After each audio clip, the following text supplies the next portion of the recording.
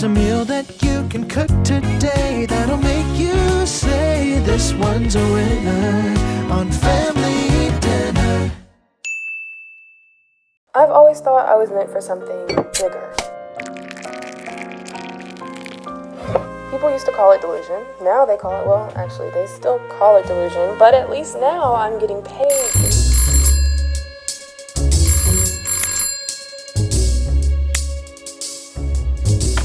So Taylor, oh, we'll have a birthday in the house for dinner? A semi-new twist on a classic steakhouse dinner. Gotcha. 6 p.m.? Nice, okay, see you soon. Okay, so we only have a few hours to pull off the steakhouse dinner. What is that? What are you waiting for? We need to get cooking.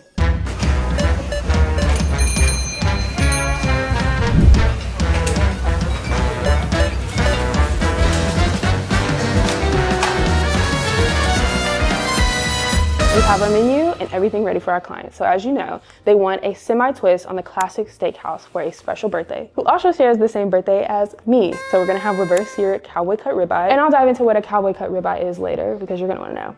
Lemon garlic, green beans, and then creamed spanakopita twice baked potatoes. And I'll also explain what spanakopita is because you're gonna love it.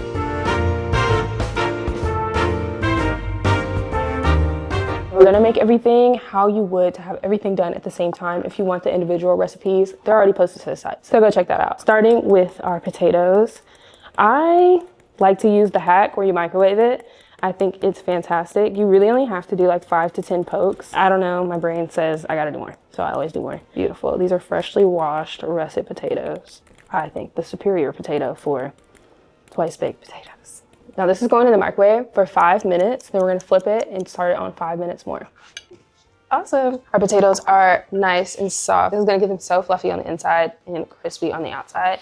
Next, take some olive oil all over. I like to use more than I think I should because it gives it like such a good buttery flavor. And I love coarse salt for my twice baked potatoes.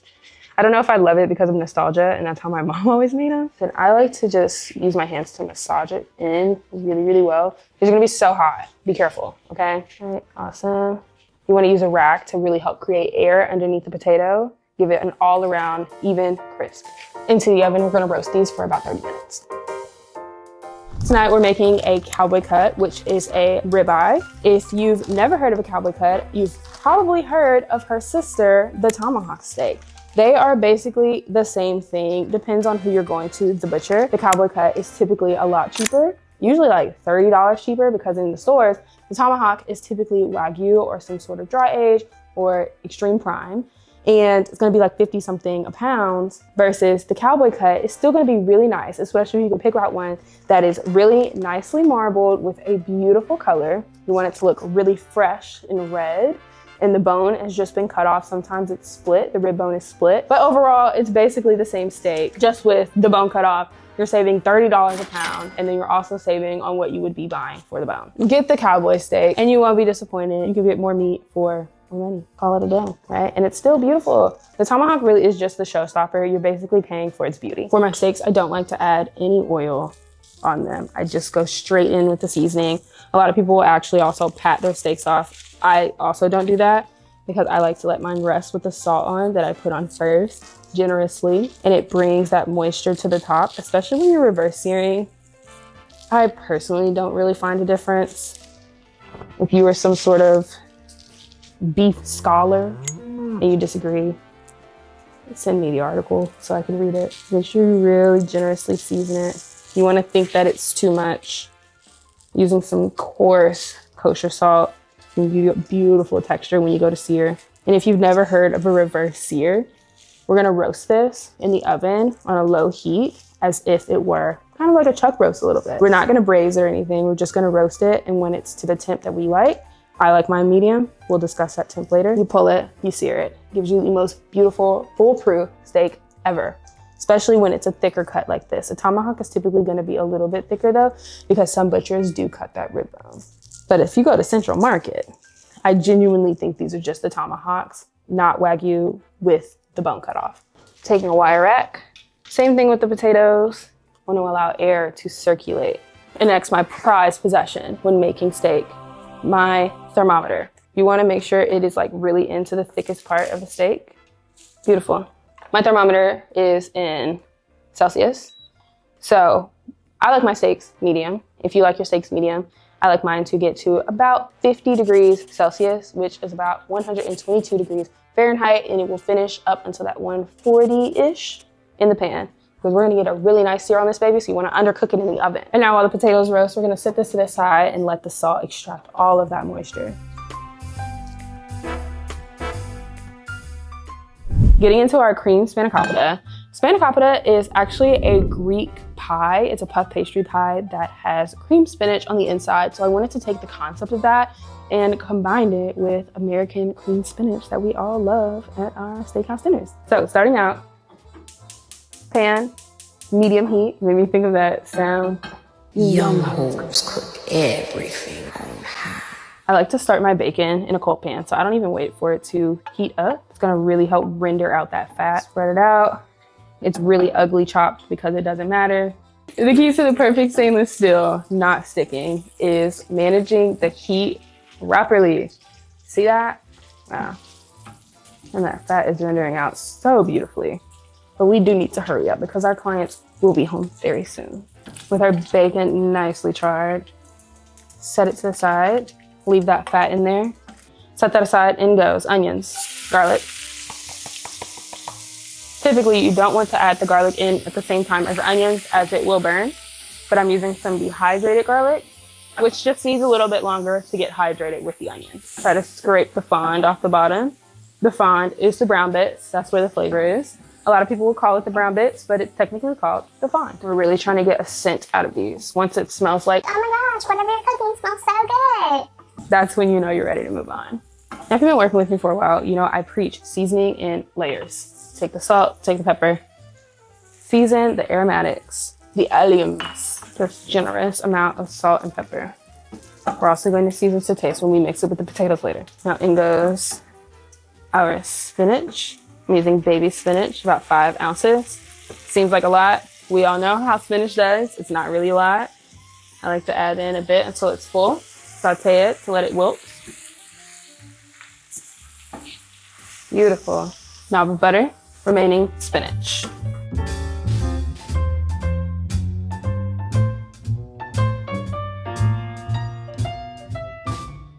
Now once the spinach is almost fully wilted, adding in some heavy cream.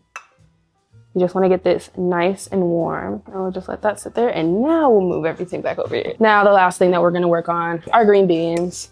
To a hot water bath, drop them in. This is going to give them a beautiful green color with a crisp snap. You only want to let it cook for a little bit until it gets that crazy green, almost photoshopped color. Pull it out into the ice bath to stop the cooking process. This also helps lock in nutrients, especially if you're going to freeze them. So a lot of the times I'll like to get my green beans, blanch them like this, put them in an ice bath, dry them off, and then freeze them. It locks in all the nutrients, especially when I'm cooking for my pro athlete clients. It's one of my favorite ways to meal prep for them. Now this is a steakhouse dinner. We're gonna use a lot of butter because that's what makes it indulgent, especially for a special occasion. Just let it get nice and bubbly. I'm gonna take our garlic and bloom some of our lemon zest. We wanna really let the oils infuse with the butter. We're gonna let that cook for a little bit. Cool. Now we go in with our beauties. My heat is on low, by the way. You're just trying to give them a nice buttery crisp. You don't want to burn that garlic. Beautiful. Oh, look at that color. Red chili flakes. Pop it with some more lemon zest. And squeeze over some fresh lemon juice. You'd be surprised how many dishes just need a nice splash of lemon or lime, or just vinegar, honestly, just that acid. We have some red jalapenos. I chose the skinniest ones I could find because I thought they looked really cute. And then we're gonna tarp it with a little bit of flaky salt. Not a whole lot, because when we garnish it and plate it up, we're gonna top it with more, but we just don't want it to be unseasoned. And now we are ready to come back here. By the time we finish this, the steak will definitely be done. And Yeah. 3 degrees to go on the steak. Don't worry if your steak is not almost done yet. It is okay. We're just gonna put these in the oven to melt. So if you have to put it in the oven while your steak is still cooking, just do it. It's okay. We have our mixture. You want it to be warm so that it can melt all the cheeses. Every time I say cheeses, I think of Glee when he made the grilled cheeses. I mean, I don't know why. I just can't get that out of my head. I watch too much Glee. Okay. Here we go. Cream cheese. Ooh. Sour cream. Or yogurt. Nutmeg gives it the perfect, just creamed spinach bite. Like if you've ever had creamed spinach and you're like, I mixed together my cream cheese and my sour cream with the spinach. Doesn't taste like cream spinach. Nutmeg. That's it. That's the signature thing. Now you want this to be a little liquidy, okay? I know typically with cream spinach, you want it to be really thick, which is why you would be cooking this on the stove right now. We're gonna let the warmth from the cream and the spinach melt. Here goes bacon. Gorgeous. Oh, that bacon looks so good. And now for the star, the potatoes. You need to cut them in half. Scoop. To make it easier to scoop. You can also just do like a outline and then get it in there. Now it doesn't have to be perfect. I'll tell you why later. Just go ahead and smash it in. At this point, you want to season to taste. Taste it. As a chef, you always taste your food. Salt. Pepper. Now we're gonna finish it off with some feta crumbles. That is stunning. We'll take our same baking tray. Leave that oil on there. Oven set to 350. Again, it is okay if your steak is not done by now. You can just pop these in. You really just want to get them nice and melty. And then once the steak is done, you can broil them for a really nice creamy top. But wow! Oh, I'm so excited. Fill in any little spots. You want these to be loaded. I am obsessed. We're gonna put the chives aside to garnish with later. And I think I want to top it with some flaky salt before it bakes so it can kind of have like a melted in crunch. Crunch probably isn't even the right word, but no, it kind of is. Wow. Into the oven these go. And that'll be the last time we use the oven. All right, we're gonna take some high heat oil. I actually don't know if algae oil is high heat. I have not done enough research on it yet. But again, use what clients have. You know your oil's ready when it moves really quick. Like right now it's kind of viscous. It's a little thick, but when it's ready, it starts moving like water. And you want this to be on the highest possible heat that your stove will go. Because you're just trying to get color on it. It's already mostly cooked. You just want to get a really nice color on it. Let her in. Ooh.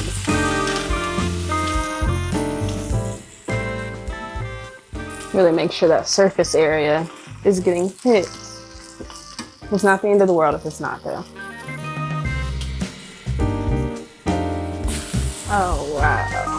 Okay. Now you see that little center, it doesn't have the perfect sear that we want, but when you baste and you pour the butter on there, it'll help finish it off and darken it up.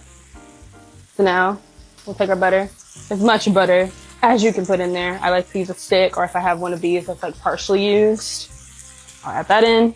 Crushed garlic, don't make it small, it will burn. Rosemary in.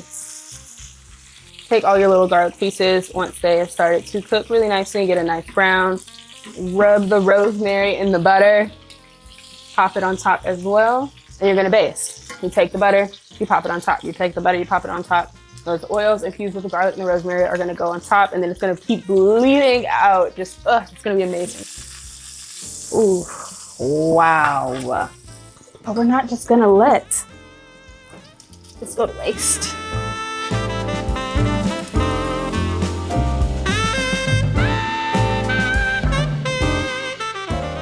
I know you heard me say twice baked potato mash, but you see twice baked potatoes. Let me show you what we're gonna do. You see that crispy salt on the top? Oh my gosh. Be super careful. I'm the professional. I can touch hot things and not think twice about it. Going straight into the mixer. If you don't have a mixer, you can do this by hand. No problem. Just barely mix it. You don't want it to turn gluey.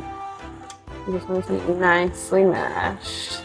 Make sure to break up any big skin. The metal from the bowl is gonna hold the potatoes so nicely. They're gonna stay nice and warm until we're ready to use them, which is gonna be in like 5 minutes because we're kind of running a little behind.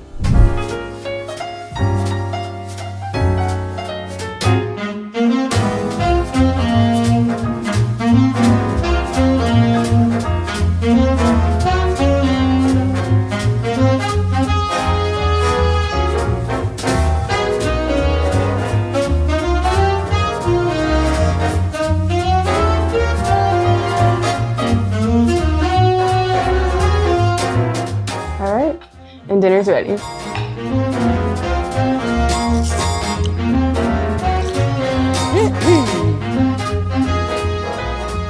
And that's another family dinner served. I hope you enjoyed just as much as my client, and I can't wait to see you next week.